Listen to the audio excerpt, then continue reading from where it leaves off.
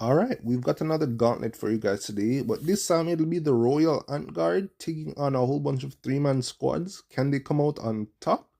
And in the first round, you've got them taking on the JJK verse, and as always, the JJK verse isn't that strong, but honestly, the Hunter x Hunter verse is actually in the same boat. Pretty comparable power systems and power sets. The only biggest caveat would maybe be the Dark Continent, which wouldn't come into play right here. So if I'm being honest, I think the Royal Guard would probably have this in a bag. And even if they couldn't necessarily kill them, because you can't kill a JJK sorcerer without using curse energy, or they'll come back as a cursed spirit. I think maybe if they kill one of them, then eat their body, they might be able to get the curse energy that way, because that's how the Chimera ants work. They eat things and adapt to it. So I think that would come into effect, and after killing the first one and eating them, they definitely be able to suppress the curse energy, so that shouldn't be a problem for them.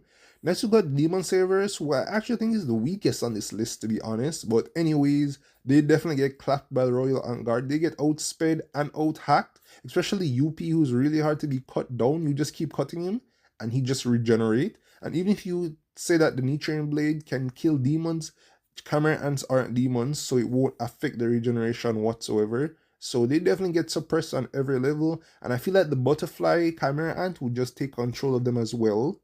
Then we've got them taking on a My Hero Academia, and this will be a harder fight than the previous ones for sure. Deku is going to be the biggest obstacle because he has an insanely high output at later levels. Bakugo and Icy Hot are kind of meh. It won't be anything crazy for them, but Deku has an insane output, so they're definitely going to struggle with him. So I think the strongest here would probably be Pito. So Pito has the focus on Deku for sure, and then the other two will definitely be able to beat Icy Hot and Bakugo, and then we'll have to help Pito, which I think would be possible, so I'd give it to them. Next, we've got an easier battle with the trio from Hunter x Hunter, and we've already seen it. Pito can beat Kite. Again, she did have to sneak him, but it didn't look like he was winning that fight anyways, so I think the other two would suppress Gon and Killua, while Pito handles Kite, and after they're done with Gon and Killua, they then just help Pito like before, and they should be able to take it.